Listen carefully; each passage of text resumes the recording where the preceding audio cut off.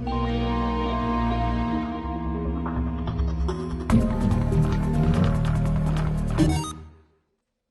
what is going on, everybody? Jerma here with a Team Fortress 2 gameplay commentary, and tonight, gonna be playing as the Pyro. Now, this is not gonna be one straight gameplay in a row. It's gonna be a few clips of the Pyro back-to-back on various maps, but just a couple of streaks here or there that I got with the extinguisher and the flare gun. You guys know the deal, but I'm using the strange degreaser, the flare gun, like I said, and the extinguisher. So the topic of this gameplay is going to be about communities. Gameplay communities, or really communities in general, and how they shape the world of gaming, and why they are so important, and especially a game like Team Fortress 2, which is pretty old.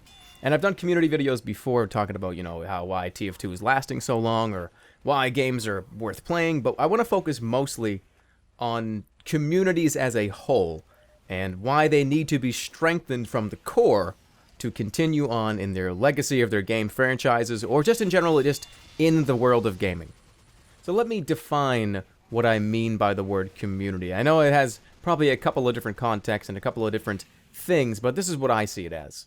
A community is a group of people that are all collectively in the same area or in the same interest field, that are all trying to coexist together and strengthen themselves from the inside out to be a better place or a better group of people. Now, gaming communities in specific here are very, very important to a game's lifespan. I'm going to bring up Team Fortress 2 because, of course, we're playing Team Fortress 2. Team Fortress 2 has lasted this long mainly because of its community. Valve has done a great job of putting out all these updates and giving us all this free stuff and giving us all these great things to play with in their games, but it really is the people playing the reason why it's still going.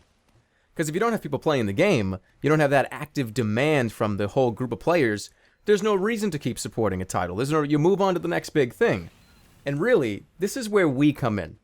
We do things like make mods for games or game mode modifications. We make content, video content like you're watching right now. There's a lot of people that make YouTube videos on gaming content. And even with something like the Steam Workshop, which adds items and artwork and 3D modeling into the game.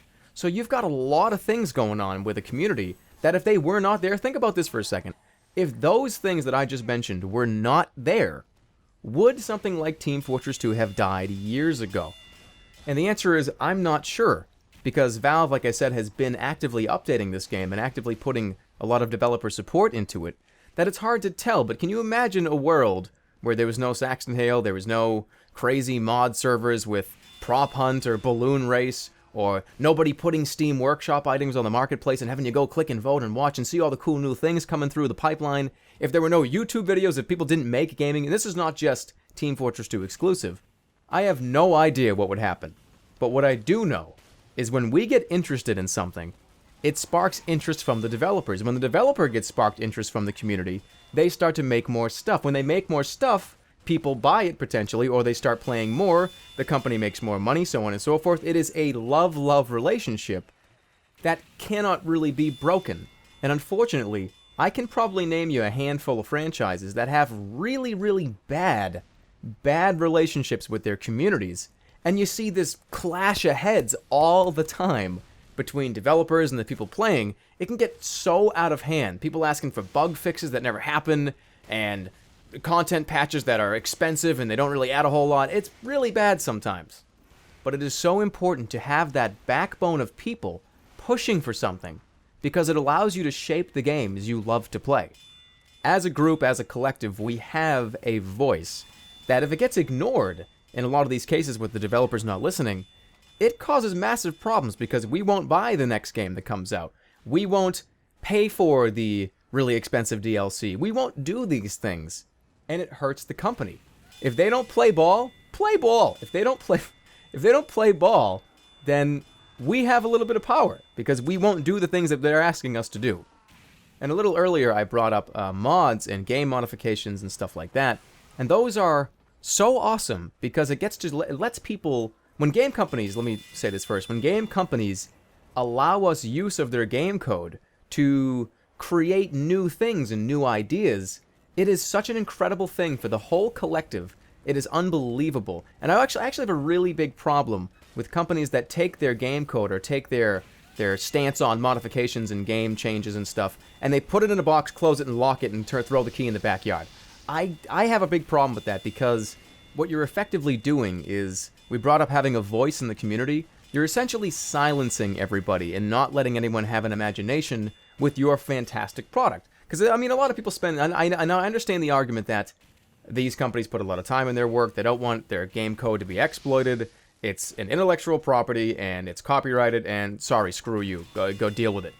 But I can name you 3 franchises right now that started as mods that became major, major wild successes. Here you go. League of Legends. All those MOBA games started in Warcraft 3 as a Warcraft 3 custom map.